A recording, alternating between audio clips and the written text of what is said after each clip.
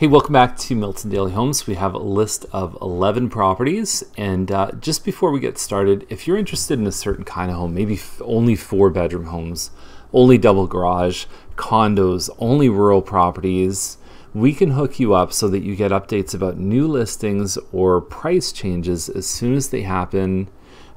7 days a week. The problem with daily homes is it's 5 days a week because I don't do them on the weekends and they're not customized to you. So if those two things are important to you, any area, not just Milton, that's another thing. So if you're looking Mississauga, Oakville, Burlington, anywhere else, we can get that set up for you. Homefinderprogram.com is the place to go and just leave us some information about how you want the search set up.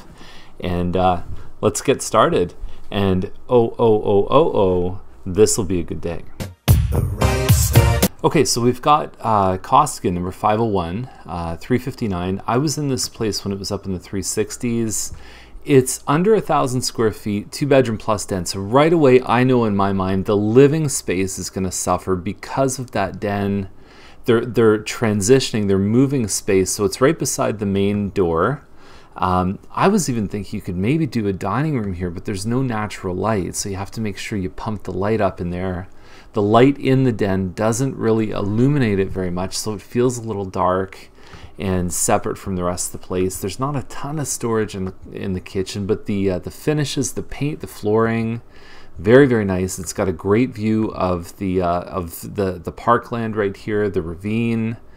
It's very, very quiet. I like the fact that it's not really surrounded by buildings. There's the other Ambassador building right here, but there's mostly just residential homes and green space around. So it's got a good feeling around this building. I like it a lot.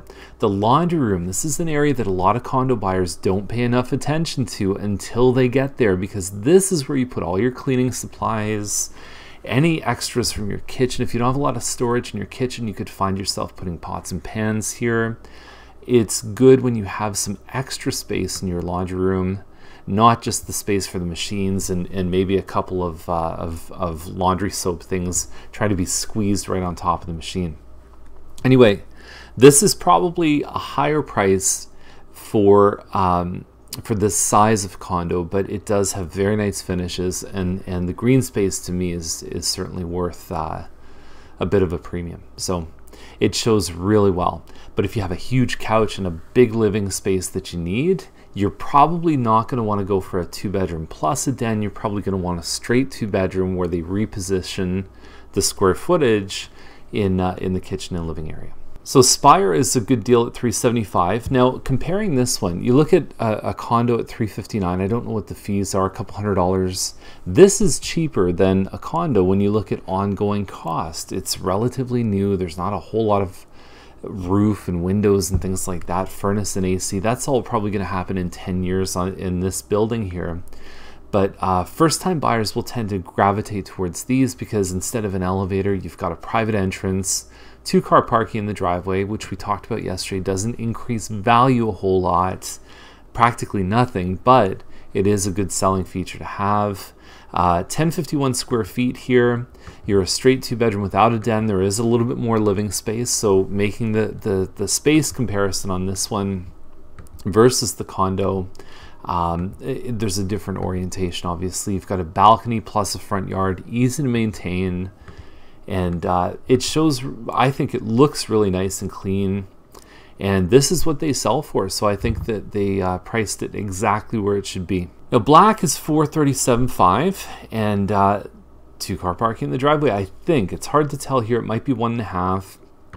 And so inside it is a Charlton model. So we got to do the dance. It's not unusual to be loved.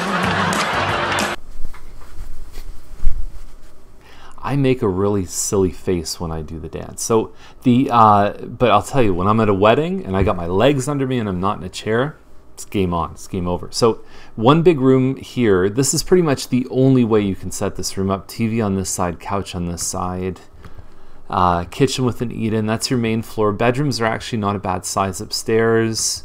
And you've got a builder finished basement, and it looks good. It's got 2 full bathrooms upstairs.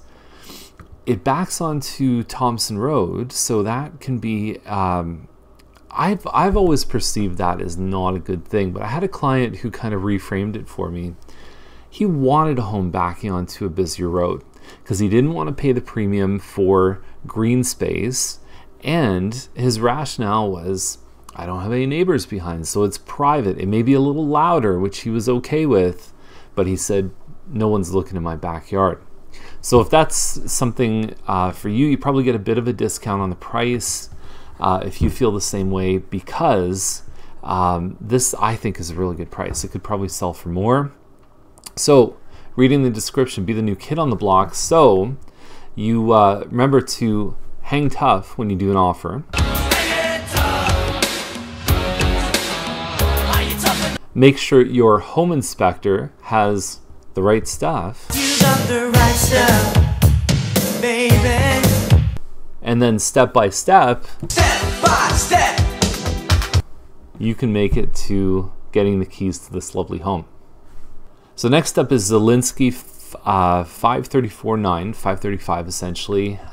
It is a Southbury 1987 square feet built by Mattamy, and I don't love the price on this one. I think it's a little higher than what I'd expect.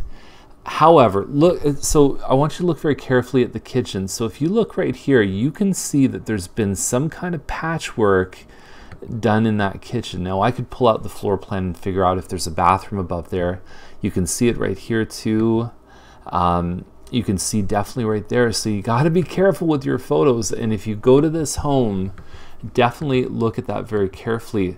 There's a kind of lighting called relief lighting. If you have an iPhone, you can use your flashlight and put it so that it kind of, like if the ceiling was here, you'd put your flashlight here and the light beam would actually show the shadows. I've discovered a lot of problems that you can't see with your naked eye by using something called relief lighting. So a flashlight or a little camera flash on a phone can be a very handy thing when you're going to see homes. 861 Farmstead 6099. Be wary of the fact that your neighbor parks like a bit of a goofball. 2-car parking in the driveway, patterned concrete. Busier street, like this is 1,600 square feet plus a basement apartment. You have to be careful with the legality of that. We've talked about it many times in previous episodes. Main floor looks decent to me. I'm not sure if that's an 8-foot or a 9-foot ceiling. It looks like 8 feet. And you've got your finished basement. It actually looks pretty good. You got to pay for a fence in here, but the bathroom and kitchen look pretty decent. This model without a finished basement goes for like $530, $540, $550. I don't see where they're getting $609. I understand the value of a basement apartment. We're in an interesting time right now because the province has said we need to fit more people, we need to concentrate more individuals, increase the density. It's called the Places to Grow Act for Ontario. And so they've said to the municipalities, I don't care what your rules used to be, now you've got to allow second suites in homes. And municipalities are now saying, okay, how are we going to make this work? Moving ahead, I think where we're at is you've got to be compliant with the fire code, the building code, and then you also have enough parking. There may be levies or something associated in terms of extra costs for landlords. We're still not sure. There's nothing that's finalized, and it's all decisions that are being made by the different municipalities, Mississauga, Brampton, Milton. Now, do people still do them illegally or without permits or anything like that? Yeah, of course they do. It can be a much higher insurance risk if something goes wrong. So it's fine until there's a problem, basically.